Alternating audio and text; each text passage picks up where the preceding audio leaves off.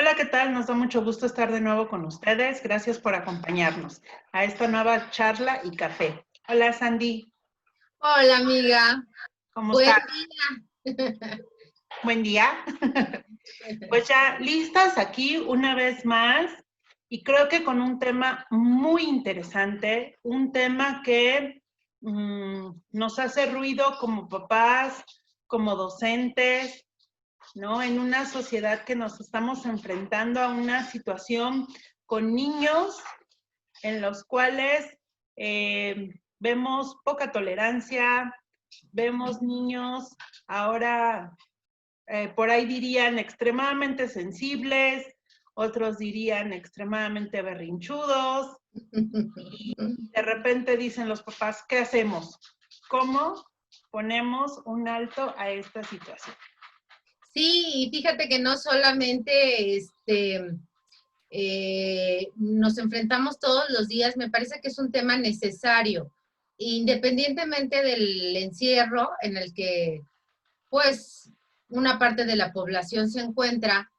Ya habíamos notado nosotros como docentes esta situación de los niños de falta de tolerancia a la frustración, ¿no? Que es nuestro tema de hoy. Creo que tiene, pues yo creo que cuando mucho una década, amiga, no mucho más. Nosotras todavía nos formamos en una sociedad y en una cultura con características totalmente diferentes a las de los niños actuales. Y creo que sí es una diferencia abismal, amiga.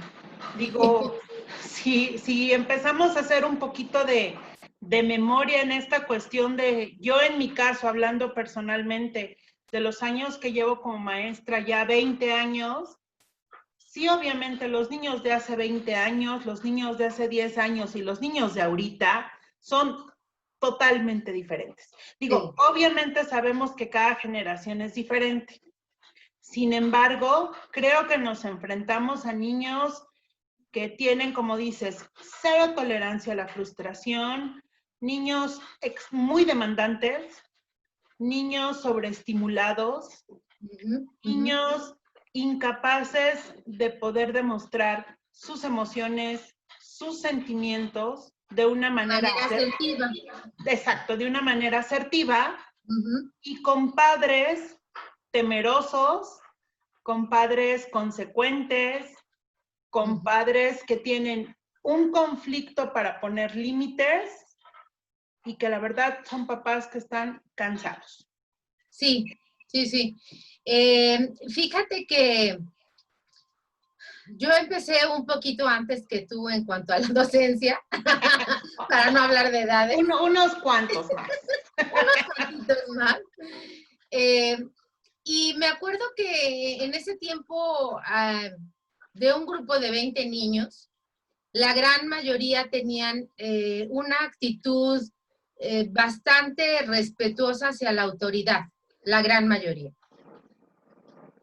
Por cuestiones personales, regreso a primaria 20 años después y me encuentro que la gran mayoría de los alumnos de un grupo no tienen esta tolerancia, no respetan la autoridad como hacía, como cuando empecé o empezamos. Y esto es algo de alarmar. ¿Por qué? Porque pues nosotros básicamente necesitamos un cierto contexto, un cierto ambiente para poder transmitir el conocimiento. Y también ellos necesitan un cierto ambiente para poder aprender. Y, sí, claro, pero y sin embargo, fíjate que hay algo bien importante aquí, que creo que es importante destacar. Nosotros en el papel de docentes, sí obviamente nos compete la cuestión, obviamente enseñanza, habilidades, competencias, valores, mas no es una prioridad como docente educar a un niño. Uh-huh, uh-huh. Educar en este aspecto de el respeto, ¿no? La obediencia, Sí. eso viene de casa, eso corresponde y es tarea de los papás.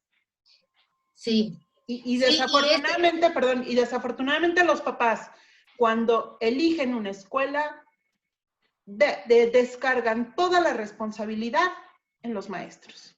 sí, sí, sí. Es una de las problemáticas que era típico abordarla en cualquier reunión de maestros, ¿no? Y ahora, ¿cómo hacemos nuestra función cuando yo lo que tengo que hacer es transmitir conocimientos? Ajá. Pero necesito hacerlo sobre una base. La base primordial sería el respeto. Base primordial, la escucha. La Base atención. primordial, la atención sostenida. Fíjate, ya dimos 3 elementos con los cuales en la actualidad el docente no cuenta cuando está parado frente a un grupo. No, por supuesto que no. Imagínate que, bueno, por experiencias, y hace poco una cuando cambié de colegio, que llegas y te paras el primer día y los niños de plano ni siquiera te voltean a ver. Y les hablas y no te escuchan. Y antes era muy común el que la maestra, ¿no? Me voy a esperar y se cruzan de brazos y me voy a esperar a que guarden silencio para poder empezar. No, No, pues te quedarías todo el día así, acá cruzada de brazos. ni imaginar hacerlo. Sí. Porque los niños les estás hablando así de, oye, fulanito, voltean a verte y así como, si te voltean a ver, Sí. voltean a verte así como que, bien, chido. O sea, no hay, como dices, no hay esta capacidad de escucha, no hay un respeto. Bueno, en algunos lugares, no quiero especificar, en algunos lugares, ni siquiera el buenos días te contestan. Claro, claro. Y como enfaticé, no son la mayoría, pero sí son muchos. Tantos que es complicado cumplir el proceso de enseñanza-aprendizaje tal como se nos marca, ¿no? Sí. Ahora, digamos, ¿de quién es la culpa o de quién es la responsabilidad o hacia dónde nos tendríamos que ir para que nosotros pudiéramos lograr nuestra función? Culpa de nadie. Sin embargo, todos somos responsables, ¿sí? Siempre que hay un adulto cerca de un niño, es responsabilidad del adulto varios principios como el cuidado y la protección del niño, ¿no? Pero también así, el que el niño se comporte de una manera tal que le permita convivir en sociedad. Se supone que lo que nos hace seres evolucionados, civilizados, es precisamente esta capacidad de controlar los impulsos para poder convivir, vivir con el otro. Pero ¿cómo le enseñas a un niño a convivir con otros cuando en casa se hace lo que el niño dice? Es que ahí es donde está el punto. O sea, ¿cómo le puedes pedir a un niño que aprenda a escucharte si cuando está en su casa con la familia y hay una plática de adultos y el niño quiere decir algo, todo el mundo deja de hablar para escuchar al niño? Y espera que en la escuela la maestra haga lo mismo con él, cuando son 30 como él. Sí, claro. Y digo, si si hacemos un poquito de referencia a la educación de antes, digo, yo todavía me tocó que mi mamá o mi abuelita me dijeran, a ver, están hablando los adultos, no puedes intervenir en una plática de adultos, permíteme o ahorita te escucho o dime qué necesitas, pero es a mí, ¿no? Pero sobre todo, como dices, este respeto. En cambio ahora un niño quiere hablar y el mundo se para ponerle atención al niño. Sí, porque si no el padre piensa que lo va a traumar. Claro. Mira, es este tipo de psicología que no sé en qué punto se distorsionó. La verdad es que no sé en qué punto. Pero bueno, tú sabes que llevo muchísimos años trabajando lo que es escuela para padres y es algo que constantemente en las conferencias pues enfatizo, ¿no? La función de los padres está muy específica, es muy, muy clara. y puntos como los que te acabo de dar, ¿no? Un padre debe de, en primer momento, responsabilizarse de su paternidad. Me decía por ahí una paciente que su nena, ya mayor, tuvo una hija y ella está muy sentida porque no se responsabiliza de su propia hija, ¿no? Dice, ¿en qué momento, como aprendió eso? Porque yo me responsabilicé de mis hijos.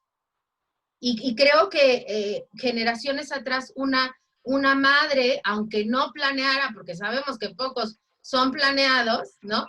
Pero ya una vez que pasa, sí, ya una vez que pasa, acomodas acá algo y dices, a ver, esta criatura es mi responsabilidad y voy a hacer lo que me toca. Desde cubrir la situación física y material hasta darle las herramientas necesarias para que pueda sobrevivir. ¿Cuál es la función de los padres? Eso, que los hijos tengan todas las herramientas para que cuando nosotros no estemos, ellos puedan sobrevivir, puedan salir adelante en el mundo. Y yo me pregunto ahora, ¿tenemos esa certeza? De hecho, hay estadísticas que nos dicen cómo están las nuevas generaciones.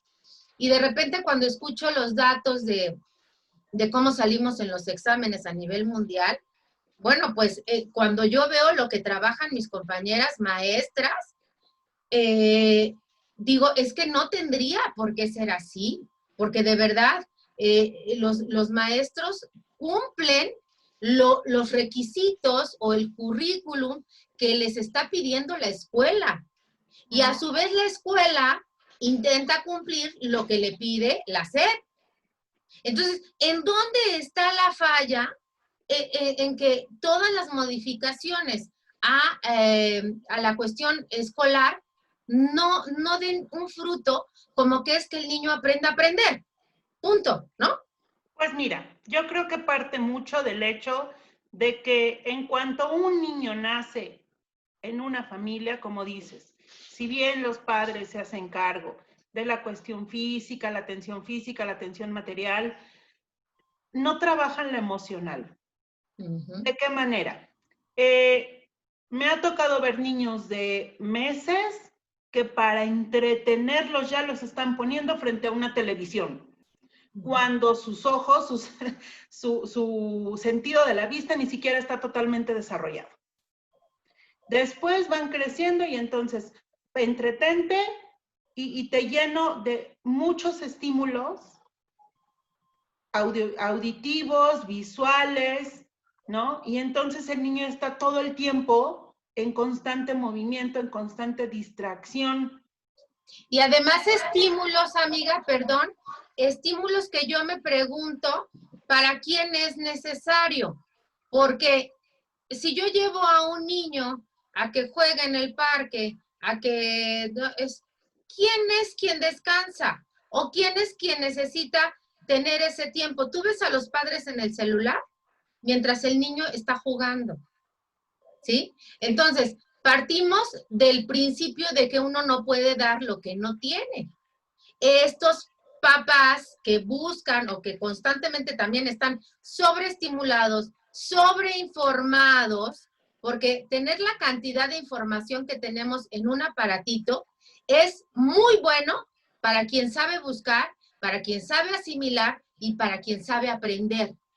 Quien no tiene estas habilidades, lejos de ser una ayuda, es un estorbo, porque entonces te estás llenando de basura, pura basura. Y lo que estás viendo son personas ansiosas, personas demasiado agresivas, que ante cualquier estímulo ya reaccionan de una manera desencajada, ¿no? En fin, ¿a qué es a lo que voy? La problemática de la que vamos a hablar hoy, o de la que ya, bueno, iniciamos, tiene que ver con diferentes factores, ¿sí? Porque es cierto que todas las cuestiones complejas que se dan en una sociedad, como las enfermedades, tanto físicas como mentales, mucho quien lo provoca es la misma cultura. La misma sociedad, con sus dinámicas, está fomentando ese tipo de patologías. Si ahora los padres, ambos, tienen que salir a trabajar, es por esta necesidad interna más creada que real, ajá, más creada, de que necesito tener el carro último modelo, necesito la casa, necesito. Y eso tiene que ver con el consumismo, con el materialismo y con todo aquello que hace que la producción y el sistema económico, tal como lo vemos, funcione. Claro, ¿y qué trae esto como consecuencia? Papás que trabajan todo el día, que llegan a las 8 de la noche cansados, fastidiados, y que el hijo, contento de verlos o con sus necesidades, es papá, mamá, no me molestes, ten el iPad, ponte a ver la tele o ya vete a dormir. Claro, te compro todo lo que necesitas. Porque obviamente hay un sentimiento de culpa de que como no estoy con mi hijo, como no paso tiempo con él, pues mejor te compro todo lo que me pidas, los fines de semana te llevo a donde tú quieras, ¿no? Y a la mínima solicitud del niño de quiero este juguete, quiero ir aquí, quiero ver esta película, todo su mundo empieza a girar en torno al niño. Claro, mira, esto que estamos mencionando es un pasito adelante de donde se instaura esta necesidad del niño de que se le cumpla su demanda al instante. Porque ya cuando nosotros los recibimos en el preescolar o en la primaria, ellos ya están formados. Ellos ya traen ese chip de dame lo que yo necesito ahorita. ¿Sí? Ellos ya lo traen. Ahora, entonces, responsabilidad en ese sentido, en cuanto a la tolerancia a la frustración, definitivamente está en los primeros meses de vida, en donde el niño, esto lo tiene súper trabajado Freud desde 1900 y que ya muchos autores en adelante tomaron la idea de él y empezaron a darle otros tintes, pero la base es esta. Cuando un recién nacido demanda cubrir sus necesidades, ¿sí? Ahí se gesta la huella de me vivo o vivo pensando, y eso es necesario al principio de la vida, pero no después, no a los 50, cuando encuentras a un hombre que dice, dime que me quieres, ¿no? Y pasa. Sí, pasa. En los primeros meses de vida, en donde el niño tiene la necesidad de que se le cumpla su demanda y lo manifiesta con el llanto, con los gritos, en fin, estas manifestaciones que conocemos de un bebé. La madre, una madre sana en cuanto a su emoción, va a cerciorarse de que el niño tenga cubierta su necesidad básica, claro, que es alimentación, limpieza. ¿Qué otra se te ocurre? Se me va por ahí una. Pues, y bueno, la mirada salud y el cariño, ¿no? Claro. O sea, mi niño pequeño, mi bebé, y tocarlo, y mirarlo, y hablarle. Sí. Pero cuando ya nada más es una exigencia, digo, me ha tocado ver que el niño llora y entonces corro y lo cargo. Y entonces, en lugar de ver qué realmente tiene, lo ando paseando. Ajá. ¿No? Y entonces de repente ya, obviamente para el niño, pues está súper cómodo y es muy agradable estar en los brazos de mamá. Entonces, como dices, el bebé, pues, digo, no creo que piense en su cabecita y decir, a ver, ahora cómo molesto a mi mamá, ¿verdad? Ahora a ver qué se me ocurre. Pero sí, obviamente, ante esta demanda de atención, lloro porque ya sé que me van a cargar. Bien, sin que pase por un cerebro racional. Y fíjate, se me hace muy interesante porque, bueno, en mis clases de maestría con puro psicólogo, era muy complicado que ellos entendieran que el niño no va a reflexionar, mi mamá no me da de comer porque es una desgraciada. O sea. Bueno, pero espérame, es que aunque parezca chistoso, pero eso lo vemos hasta con los niños en primaria, los niños grandes. Ajá. Hay compañeros docentes que dicen, no, es que el niño me contesta mal y me pone caras, y entonces, y se enganchan. Cuando a ver así de, oye, es un niño. Claro. No está, él no se levanta en la mañana y pensando, ¿de qué manera voy a hacer hoy enojar a mi maestra? Ajá, O sea, ajá. ¿cómo la voy a hacer sacar de sus casillas? No. Sí. El niño trae 1001 cosas atrás que obviamente le hacen tener esa reacción. Entonces tú como maestro dices, a ver, algo está pasando, vamos a hacer un alto. Y lo puedes identificar con cosas muy sencillas. El niño no trabaja, no te pone atención. ¿Dormiste bien? Claro. ¿Desayunaste? Que es como que lo primero que le tienes que preguntar. ¿Te sientes bien? Porque es imposible que un niño a las 10 de la mañana te ponga atención si solamente trae un vaso de leche. Claro. O no ha comido nada. Y después, ¿en dónde está tu atención? Claro. ¿No? Porque ahí sí ya después dices, a ver, o no dormiste bien, o en qué estás pensando, pero ya es como después de identificar varios asuntos, pero sí hay muchos docentes que con la pena, pero es que este niño no me hace caso, es un grosero, me ignora, no le interesa mi clase. Pues sí, pero tú no te estás interesando en lo que realmente tiene el niño. Y eso lo estás viendo como docentes, pero hay padres que efectivamente se ponen a pelear con su hijo de 2 o 3 años. Y hay padres que pelean con su adolescente. Y ahí tiene que ver con la propia, el enganche es el niño del padre peleando con el niño del hijo, que no tiene resuelto su niño interno. Y el adolescente del padre igual, peleando con su adolescente no resuelto con su hijo adolescente. Pero mira, esto se me hace muy interesante y quiero que hagamos de dónde viene esto. Porque si bien desde 1900 ya sabemos esta parte de las emociones y bien, se viene trabajando todo esto, recién la neurociencia, ¿sí? También nos dice, es que hay algo en su cerebro que funciona de tal manera que no se ha entrenado su cerebro pensante y ante un estímulo reacciona el otro cerebro que es el que se quedó grabado desde tiempos de neonato, y no pasa por algo de razonamiento o de pensar.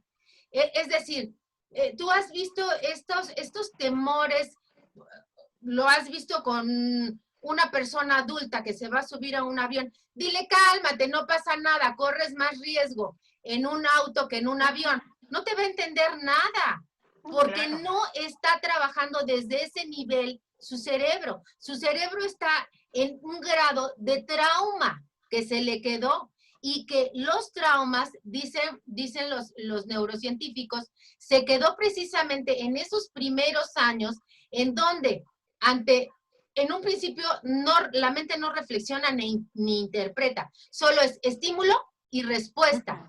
Por eso es que sirve, por ejemplo, la terapia cognitivo-conductual, porque hay personas que se quedaron en esa parte y deben de trabajar desde cuál fue el estímulo y cuál fue la respuesta que te dieron para que tú después tu conducta sea de este modo, que no es racional. Por ejemplo, los comedores compulsivos. Claro. Ante una inestabilidad emocional, un temor, una ansiedad, una confusión, un conflicto que no sé cómo solucionar, inmediatamente busco qué comer. Sí. Y yo me di cuenta que eso pasa mucho con los bebés que lloran, ten la galleta, correcto, ten el dulce, ni siquiera volteas a ver qué tiene. No, no llores. Entonces empiezan a cubrir esas necesidades con elementos que nada más son un disfraz, obviamente, que es como ¿cómo se dice? Un paliativo. Paliativo. De esa manera. Sí, tienes toda la razón. Y muchos de nosotros que identificamos nuestras patologías, decimos, ah, bueno, pues yo estoy en esta parte, ¿no? Sí. Ya cuando haces el trabajo, dices, a ver, ¿por qué ante tal situación una persona con lentes? Estoy viendo a una persona con lentes. Ni la conoces, pero ya te cayó gorda. ¿En dónde está esa intolerancia al otro? ¿En dónde se grabó? Y es precisamente en esto que tú estás mencionando, cómo los padres reaccionamos ante la demanda del hijo. Ese es el punto en el que tenemos que observarnos.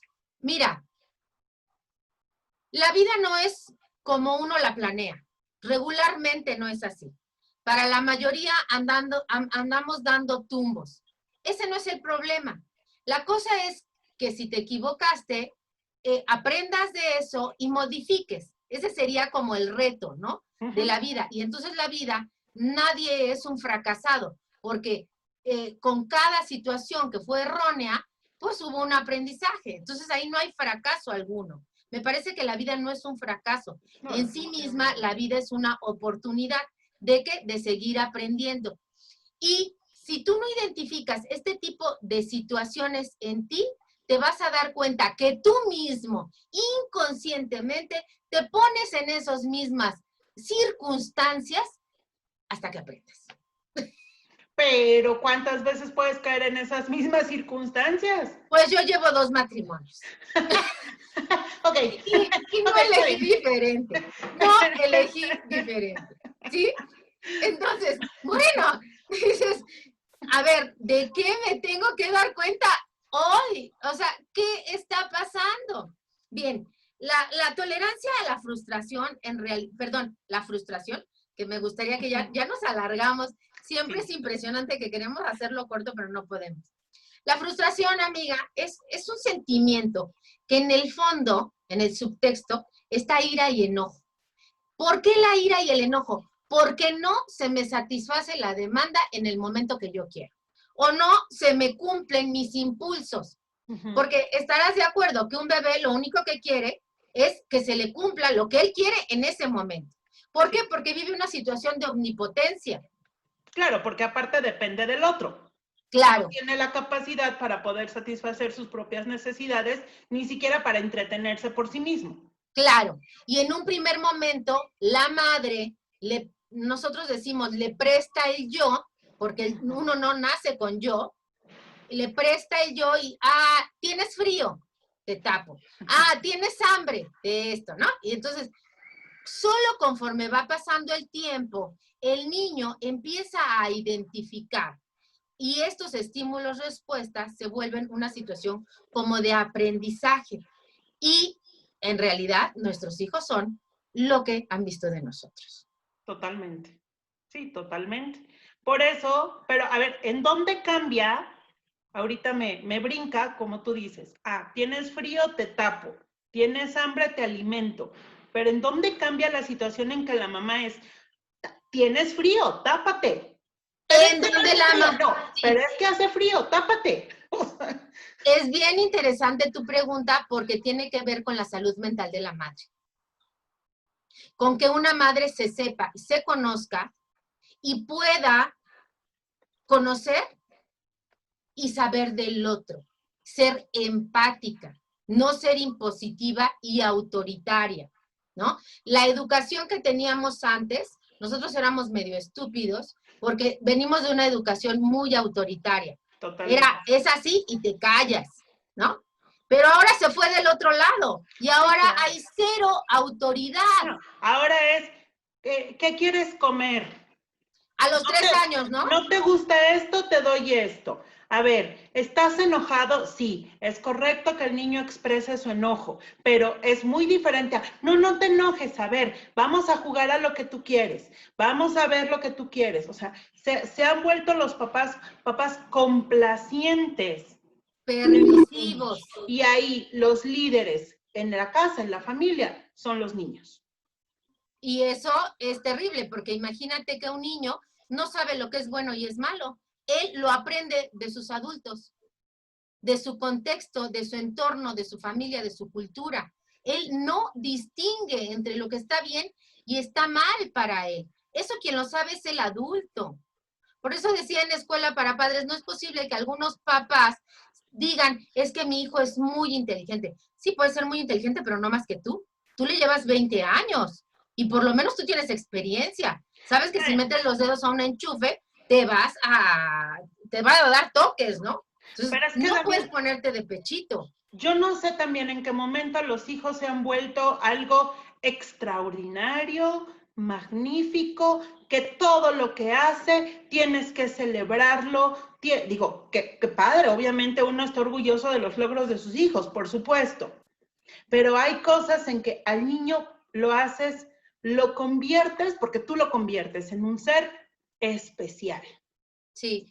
Cuando Fíjate. llega, ¿y qué tope se da el niño cuando llega a la escuela y se da cuenta que es un niño común y corriente como los otros 25 que están en el grupo? Exacto. Y ahí es donde cae, ¿no? Hay un libro muy, muy bueno que tiene que ver precisamente con esto. Los psicoanalistas le llaman narcisismo, la enfermedad de nuestro tiempo. Ajá. En donde les hacemos creer algo que verdaderamente no son. Y son en los pequeños detalles. Ay, qué bueno que estás estudiando. Bueno, pues ya no hagas nada porque tienes tarea que hacer. A ver, espérame. La tarea es tu obligación. Lavar los trastes es tu obligación. Tenderla. No estás haciendo ninguna gracia. O sea, es algo que tienes que hacer. No me estás haciendo ningún favor. Exacto. Eso es algo que yo lo observo, de que de repente así de, oye, mi amor, por favor, ¿puedes levantar tus juguetes? Y el niño así como que ni te pela. O sea, lo tienes que decir 2, 3 veces. A ver, no es un por favor, es tienes que tener un orden, vas y levantas tus juguetes, punto. ¿Quién los usó? ¿Quién los jugó? Yo. ¿Quién tiene que levantarlos? Yo. Es la consecuencia de tus actos. Oye, pero aquí me brinca también algo que lo he visto en generaciones no actuales, en generaciones anteriores. No, mijito, no lo hagas, yo te lo hago. Yo te sirvo, yo te preparo, yo te plancho, yo te llevo, o sea, y entonces ves que llega a ser un adulto y es un adulto inútil. No sabe hacer absolutamente nada. Otra vez, esto tiene mucho que ver con la cultura y era la necesidad de las madres de ser necesitadas. Así, tal cual. Y entonces que forman hijos, ellas son madres sobreprotectoras e hijos inútiles, que cuando tú le dices al hijo, yo lo hago, el subtexto es, tú no puedes. Sí, y claro. Luego nos quejamos y decimos, pero ¿en qué momento pasó esto? Pues en el momento en que tú le diste un doble mensaje. Y además, cuando se busca una pareja, no se busca una mujer, se busca una mujer. Una mamá. Sí. ¿Sí? Y esto tenía que ver con, bueno, nosotras somos de la cultura de los machos, ¿no? Mucho de lo que se está dando en la actualidad que no, yo no tengo mi opinión un poco sesgada con respecto a lo que pasa en todos los medios que dicen que ahorita la mujer es víctima de... ¿Quién cría a esos hombres? Sí, claro. Una madre, una mujer. Está comprobadísimo que el machismo es originado por las mamás. Entonces, ¿quién enseñó a un hombre a golpear a una mujer? Pues una madre que se ponía en ese lugar. O ya sea porque le daba demasiado o porque no le dio. Las dos cosas, otra vez nos vamos a los extremos, generan un odio hacia. ¿Sí? Entonces, bueno, ahí hay que, como siempre, aprender a pensar lo que se escucha. Pero tú no puedes aprender a aprender si no te han dado las herramientas para eso. Si no tienes la capacidad de, por ejemplo, en el caso de los niños intolerantes a la frustración, no son capaces de postergar el reconocimiento. Claro. Tú tienes que trabajar, tienes que hacer esto y después tendrás esto como recompensa a este trabajo, ¿verdad? Pero oye, Pero es que digo, como docente lo vemos, ¿no? Es que dice mi papá que si saco 10 en el examen me va a dar 100 pesos. Hace poco me pasó que les decía yo, bueno, es que vamos a hacer este trabajo y vamos a hacer unas evaluaciones. Y el niño, ¿y qué me voy a ganar por estudiar? Y yo así de, ¿cómo que qué te vas a ganar? Sí, ¿qué voy a obtener? ¿Qué me vas a dar? Y yo, ¡saber! vas a obtener tu aprendizaje, ¿qué más quieres? Pero casi así de, te estoy haciendo el favor de trabajar, de estudiar, pero ¿qué voy a ganar? Sí. Entonces, como dices, nos vamos a ese extremo en que los niños ya ahorita, así literal, no dan paso sin guarache. Claro. ¿Qué me vas a dar? Porque todo lo que yo haga necesito obtener una recompensa inmediata. Y fíjate, los autores que estuve revisando recién para esta charla, mucho mencionan la situación de las adicciones, porque las adicciones son una recompensa inmediata, efímera e ilusoria y fantasiosa, pero inmediata, ¿sí? Entonces, ve la situación que tenemos como país. Yo no entiendo por qué siguen viendo como el cuerpo por separado. El país se ve igual por separado. Alto consumo de drogas, narcotráfico que tiene tomado al país.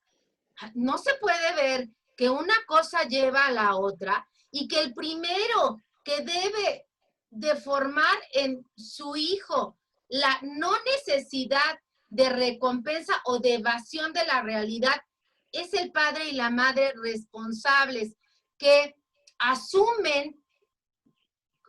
Fíjate que la palabra responsabilidad me queda corta, ¿eh? Sí. Que asumen con conciencia que engendraron a un ser humano con una cantidad de necesidades que en un principio tú tienes que cumplir y que después le tienes que enseñar a él a que por sí mismo las obtenga, es conciencia.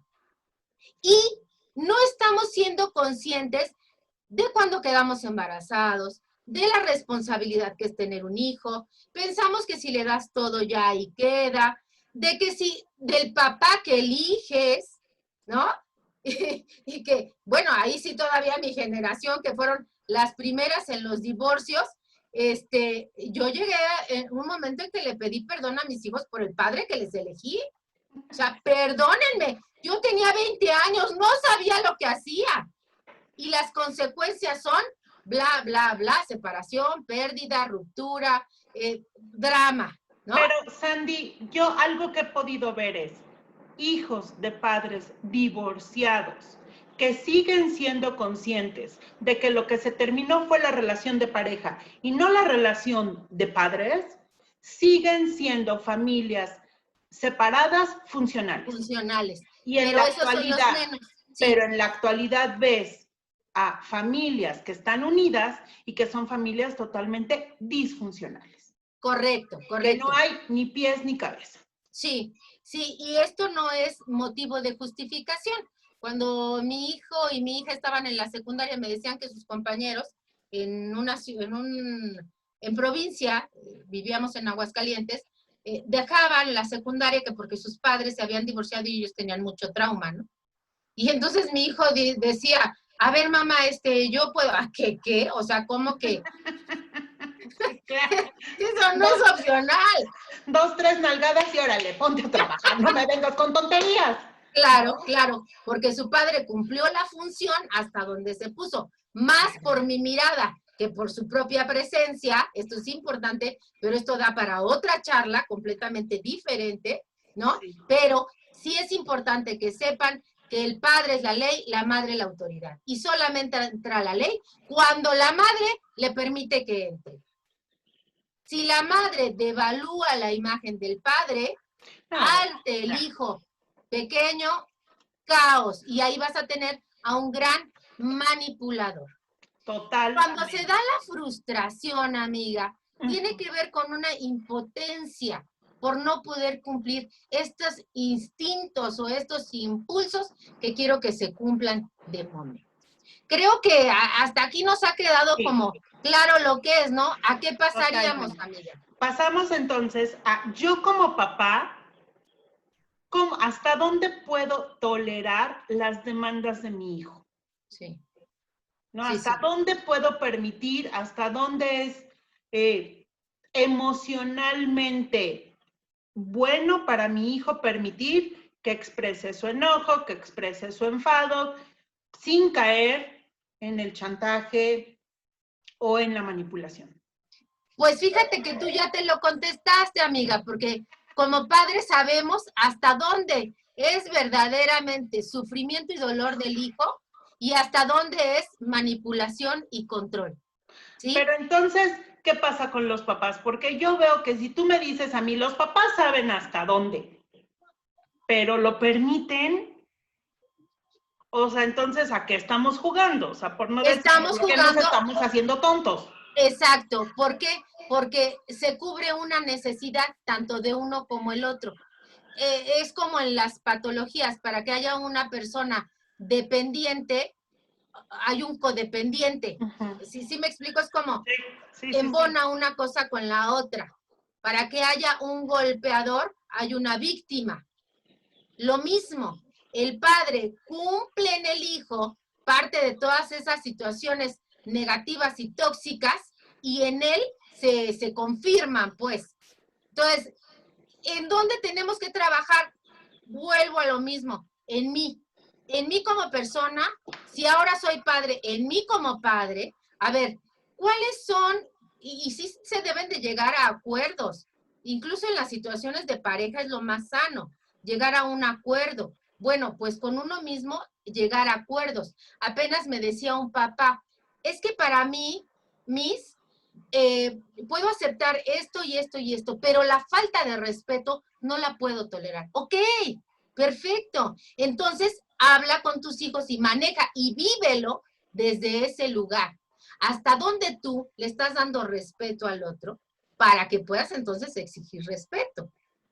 ¿Sí? Pero ¿qué es lo que pasa? Que nosotros somos incongruentes. Pensamos, sentimos una cosa, pensamos otra y actuamos de otra. Esa es la falla de todo ser humano en cuanto a por qué estamos dando traspiés en la vida, como la canción, ¿no?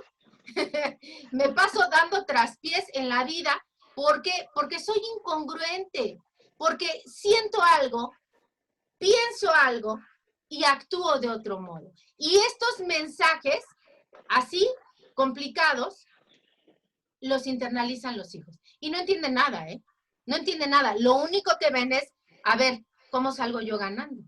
Sí, porque de repente veo que hoy mi mamá sí tiene ganas y sí me cumple el capricho y mañana no, y se enoja y me grita y se altera, pero pasado mañana ya sé que otra vez va a ceder, Por supuesto. ¿no? Esta incongruencia del adulto está dejándonos niños totalmente intolerantes al otro, intolerantes a las demandas de la vida, porque la vida no te da todo lo que tú pides en el instante que lo pides.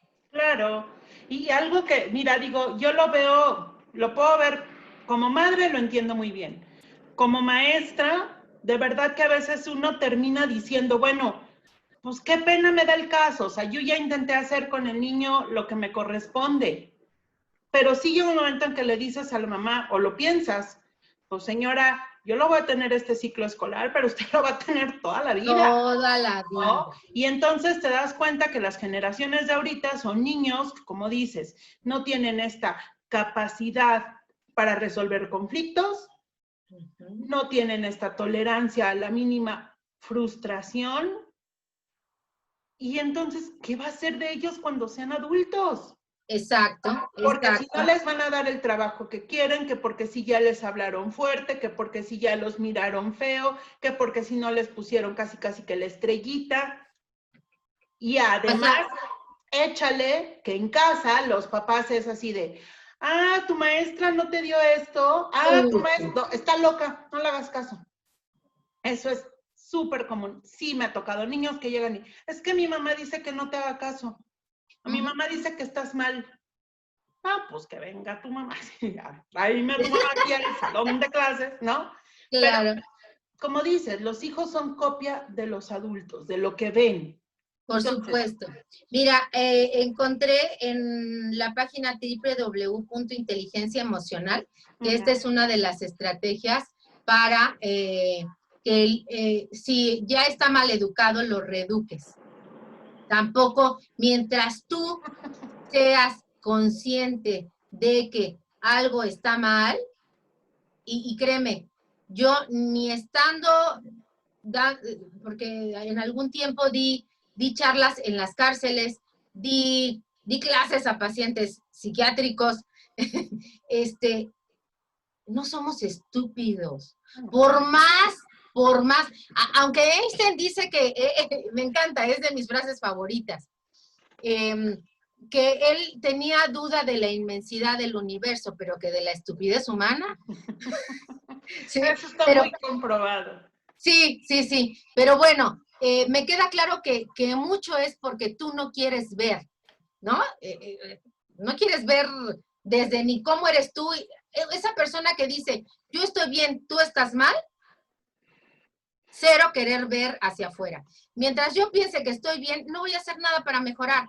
Si yo pienso que soy la mejor mamá, no, pues entonces nada me falta aprender. ¿Para qué veo estos videos? Viejas locas, ¿no? Claro. Entonces, lo primero es asumir, yo no sé, yo no lo sé todo. Por eso todos los días, en donde yo me sienta insegura, sufriente, temerosa, voy a buscar qué me está pasando. ¿Qué me está pasando? Y en esa medida, cuando tú eres honesto contigo, es cuestión de honestidad, pensar, sentir y actuar congruente. Pero vivimos, además, no sé en otros países, porque no tengo la fortuna de conocerlo, pero por lecturas, sé que en México somos uno de los países más hipócritas, incongruentes y deshonestos que hay en Totalmente. el mundo. Sí, totalmente. Entonces, simple, es así de simple. Pero mire, señor, bla, bla, bla, está pasando esto y esto y esto. Yo tengo otros datos. Ah, caray, pues si la evidencia es lo único que tenemos para poder decir que esto es científico, que son hechos y que esto es verdad. Bueno, digo, no te vayas tan lejos. ¿Qué ha pasado ahorita con esta pandemia? Que los papás han tenido que trabajar con sus hijos los aspectos de la escuela y entonces se dan cuenta de las carencias, de la falta de desarrollo de habilidades que tienen sus hijos, pero no, la maestra estaba loca porque me pedía que lo sentara a leer, que me pedía que lo pusiera a repasar, pero pues ¿por qué? Si conmigo contesta todo, conmigo sí se sabe las tablas de multiplicar, ¿no? Fíjate que en un primer colegio, mi primera experiencia como maestra, ya en primarias, que fue en un primer grado, terminando el ciclo escolar me mandó llamar la directora y me dijo que me corría, que no había modo de que yo siguiera ahí. Y cuando pregunté por qué, por cierto, nunca volví a dar clases en primero, puro adulto. Resulta que un pequeñito de 6 años que no podía abrir el PRIT, porque no tenía ni siquiera, sabemos que existe lo psicocorporal, como esté tu mente va a estar construido tu cuerpo. Sí, claro. No tenía la fuerza para abrir un PRIT, le hacía así. Sí. Y esa mamá, imagínate, como no le permití eso, pues entonces la maestra es una mala, una desgraciada. Por supuesto, me he enfrentado con niños en 5º, 6º año de primaria y no se saben amarrar las agujetas. ¿Así? Y yo así de, ¿y cómo le haces? No, es que mi mamá en lo que yo desayuno me está amarrando las agujetas. O el típico, nada más. Y la tarea, es que mi mamá no me metió el cuaderno en la mochila. Sí. ¿Y de quién es la obligación? Bueno, niños que llegan a la escuela sin mochila. Claro. ¿No? Entonces, y aparte, esta cuestión de, obviamente ahí entra el sentimiento de culpabilidad de los padres porque, ¿cómo? Lo mandé sin mochila. Bueno, me tocó ver, Sandy, mamás que llegaban, no sé, 10 minutos tarde por ellos a la salida Y la mamá llegaba llorando. No, es que va a estar enojadísimo mi hijo porque no llegué a tiempo por él. Y yo así de, a ver, señora, primero, ¿está usted bien? ¿Le pasó algo? Claro. Entonces, no pasa nada. Pero lo primero el niño es, porque llegas hasta ahorita, te estoy esperando, ya tengo hambre. Oye, así de, a ver, espera, saluda primero a tu mamá, pregúntale si está bien y dile qué bueno que ya llegaste. Ellos no conocían la chancla voladora. No, bueno, fuera. De Oye, veras. Mira, algo ahí ya nada más sí quisiera hacer mención. Está ahorita muy castigado, muy satanizado esta cuestión de cómo se le va a dar una nalgada a un niño.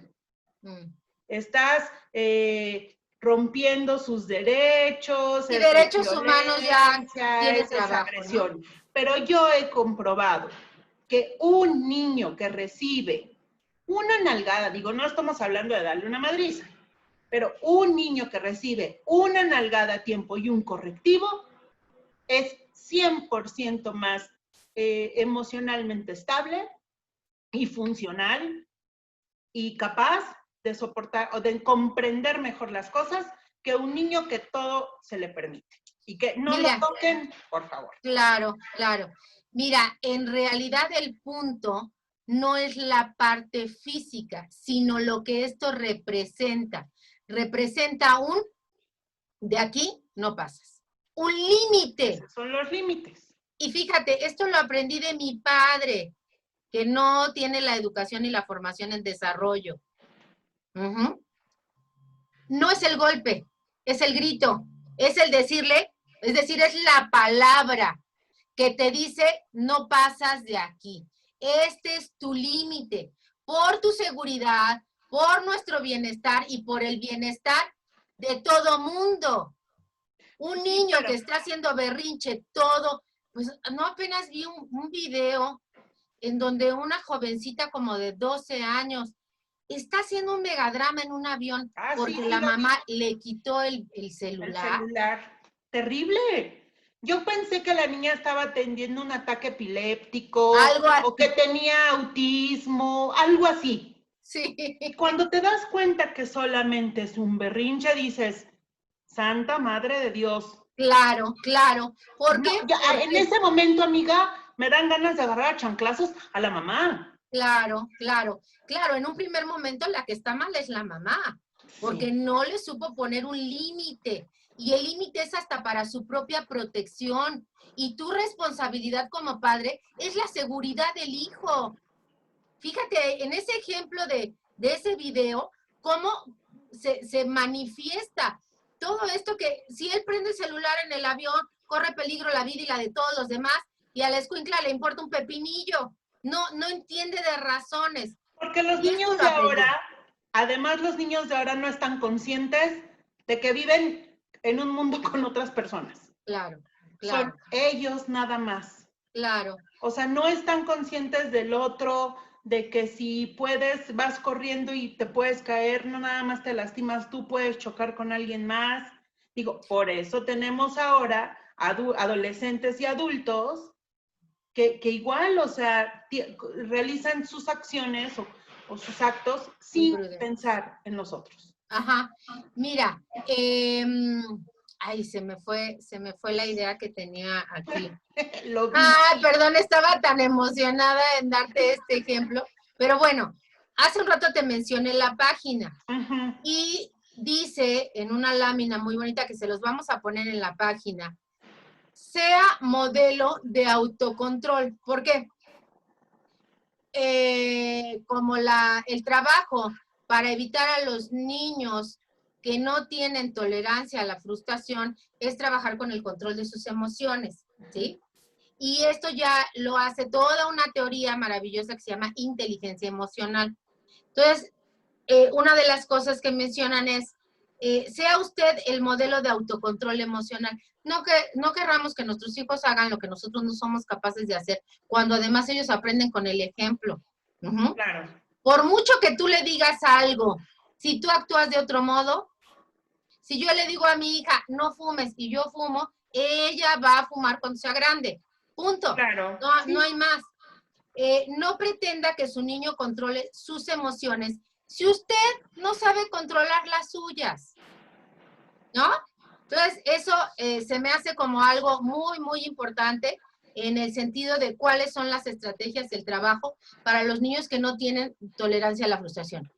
En estos días de encierro la están pasando mucho peor aquellos niños que tienen problemas de falta de tolerancia a la frustración, que aquellos que tienen una mayor tolerancia, que tienen una mayor inteligencia emocional, pues encuentran los modos de entretenerse a sí mismos y de seguir aprendiendo, ¿no? Mi sobrinita un día hace la casa con la mesa del comedor, otro día no, o sea, diario está haciendo diferentes cosas que la mantienen entretenida.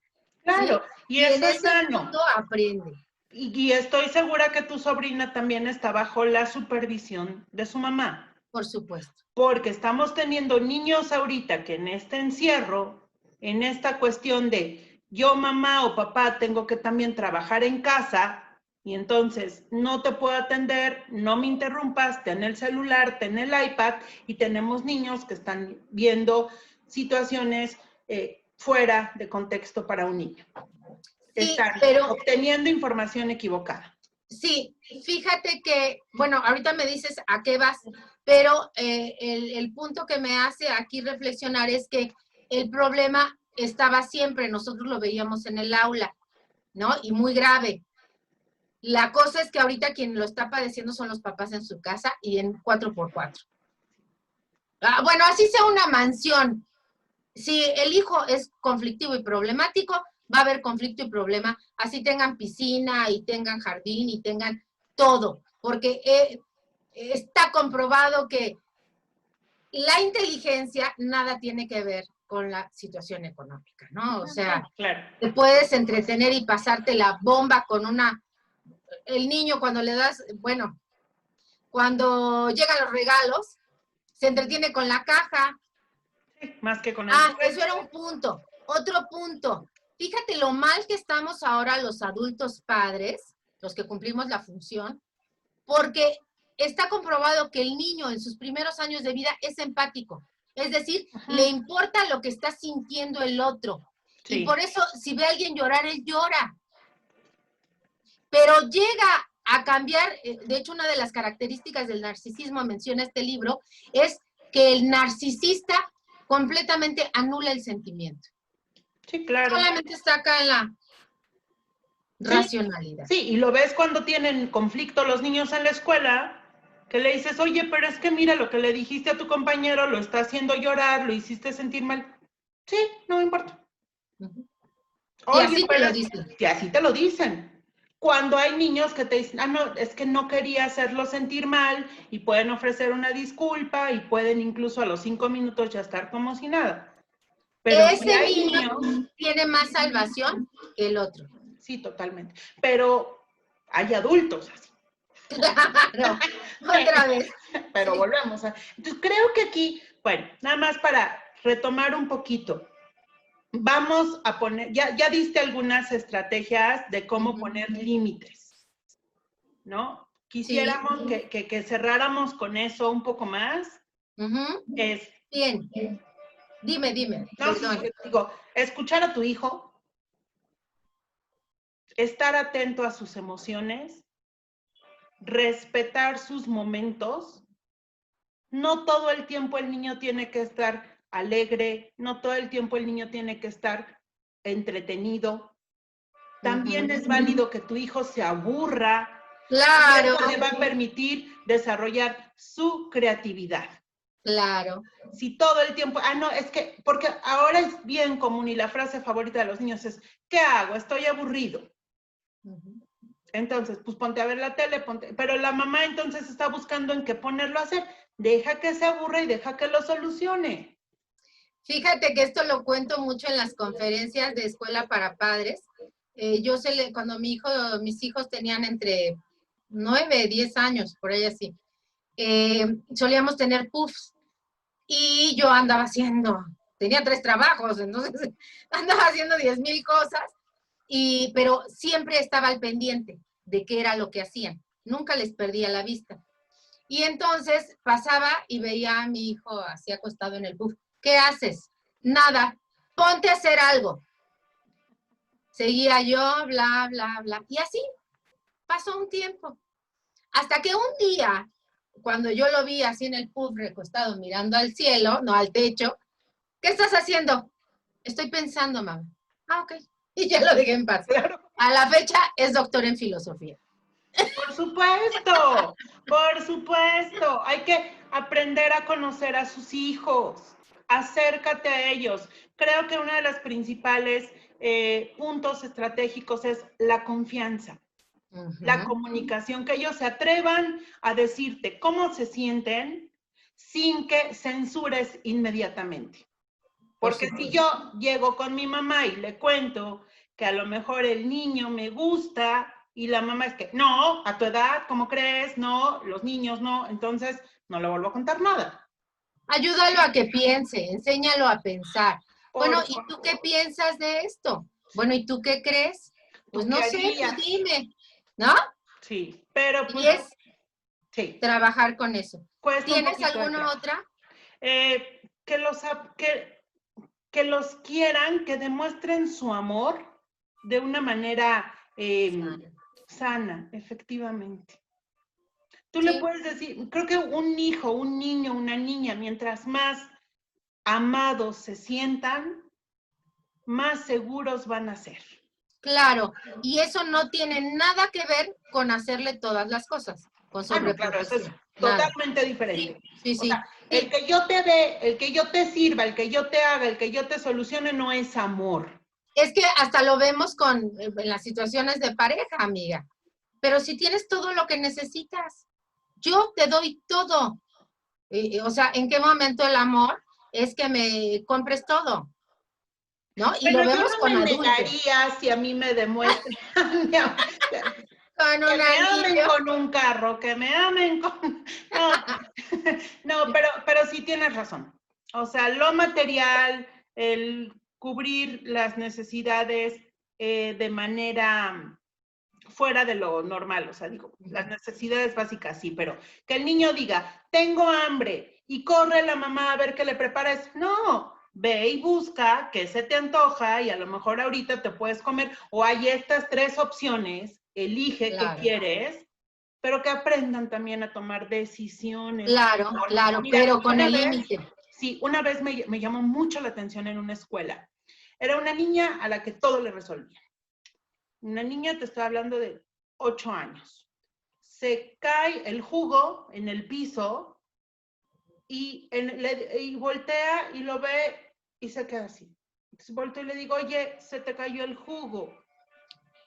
Y me dice, ¿qué hago? Y yo, a ver, ¿qué crees que sea lo que tienes que hacer? Y entonces ya por ahí alguien le dijo, pues ve por papel, ve por un trapo, una jerga. O sea, se para la niña, se cae su chamarra sobre el jugo, da unos pasos y le dicen, tu chamarra se está mojando. Y la niña voltea y se queda, no sabía qué hacer. Y entonces alguien se paró y le dijo, ¡ay! Y de plano le dijo, qué inútil eres. Y levantó la chamarra y ya la colgó. Pero dices, Sí, esa es la cosa que los padres no ven, amiga. Lo que tu hijo no aprenda por las buenas, lo va a aprender por las malas en la vida. Porque el mundo no perdona. sí, claro. Y si otro tiene la capacidad de hacerlo, por ejemplo, ya cuando eres adulto, pues te va a ganar la chamba. Pues sí, porque ahora los trabajos de ahora no se los dan al que sacó puro 10, al que estuvo más atento, al que estuvo sentadito sin hablar. Se lo dan a aquel que sabe resolver problemas, que sabe mover gente, que sabe tomar decisiones. Ajá. O tampoco son heredados como en otras generaciones, ¿no? Que pues tu papá trabajó en la SEP y ya metió a todos y ¿sí? No, ya eso ya no. Ya no, ya menos. Me amé. Mira, me gustaría, para esta parte ya de conclusión y de cierre, debemos de educar a los hijos en la cultura del esfuerzo. El esfuerzo te trae recompensa y quizá no la veas de inmediato, pero si tú trabajas constantemente sobre esto, en algún momento vas a obtener un resultado favorable. Ahí les vamos a mandar dentro de la bibliografía una página con videos en donde le enseñas a tu hijo cómo decir no de inmediato a la satisfacción y lo vas entrenando, porque también se puede entrenar a esa parte del cerebro para que aprenda la resolución de conflicto, la resolución de problemas y que le va a servir para la vida, ¿no? Entonces, claro. Bueno, están esos videos que tengo la página y todo lo demás. Es necesario que aprendan a esforzarse y, ¿qué más? No darle todo hecho, eso también es muy, muy importante. Alcanzar retos por sí mismo, aunque se equivoque, es mejor equivocarse y aprender, ¿sí? Que no vivirlo, no hacerlo, ¿no? Dar el ejemplo y la actitud positiva de los padres a la hora de afrontar las situaciones adversas es el mejor ejemplo para que los hijos aprendan a solventar sus problemas. Es decir, claro, ámalo, acéptalo. Bueno, yo lo conozco como amor, aceptación y reconocimiento. Él no es lo que tú quieres que sea, él es lo que es, ¿sí? Y tú lo has formado, enséñale cómo y acepta también su individualidad. Y yo creo que tienes mucha razón. Y creo que esto igual y hasta nos daría pie para una próxima charla de aquellos papás que viven sus deseos frustrados a través de los hijos. Yo no fui bailarina, entonces quiero que mi hija tome ballet para que sea bailarina, que sea excelente músico, que sea, ¿no? Entonces, y en relación a eso hay un libro muy bueno que se llama Padres que odian. Ajá. Que bueno, tú no oía el título y, ay, ¿cómo un padre que odia? Y sí, no, sí. Los papás odiamos. Así es. Y es bien válido. Sí. Obviamente no en una cuestión de odio hago daño, pero no. sí, sin querer odiamos a los hijos. Este libro es de Susan Forward y igual y ya lo estaremos comentando y si no por ahí les recomendamos que lo lean porque de verdad a veces nos sentimos culpables por algo que estamos haciendo y que no nos damos cuenta que es una cuestión de nosotros, que lo estamos así vaciando en nuestros hijos y les estamos haciendo mucho daño. Es que eso es lo primero por lo que surge cualquier problema en los hijos, porque nosotros no tenemos resueltas nuestros propios demonios, frustraciones, traumas, ¿no? Claro. No lo tenemos resuelto.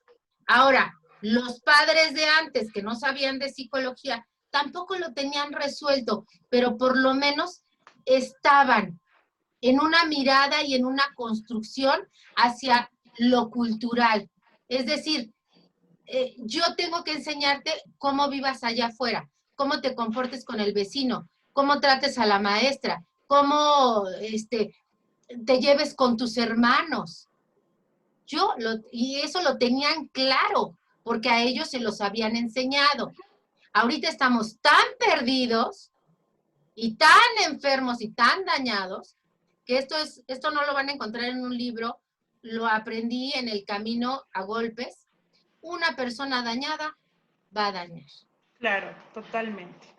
Así que vamos a revisarnos a nosotros mismos, vamos a ver qué carencias tenemos, qué necesitamos fortalecer para poder, aquellos que tienen hijos, formar seres funcionales, asertivos, con la capacidad de amar de una manera sana e inteligente. ¿Va? Cuídate mucho, amiga. Me encantó. Se nota que somos maestras y que traemos nuestras frustraciones. Que somos, ya sé. Si te digo que por ahí mi hermana sugería que estas pláticas se llamaran lo que los maestros callan. Imagínate, ¿no? Nada más para cerrar, de repente dice uno como maestra, ay, Dios mío, ¿te lo llevas o te lo envío? Pero bueno. Imagínate qué padre que los padres asumieran, aunque esta es esta charla es para ellos, definitivamente, porque los primeros maestros de los hijos son los padres. Claro, totalmente. La primera escuela siempre va a ser la casa. Exacto. Pues bueno, pues ya estaremos aquí echándonos un poco más de este tema súper interesante. Amiga, muchas gracias. Nos vemos para la próxima. Bye, amiga, cuídate. Gracias. Adiós. Bye. Hasta luego a todos.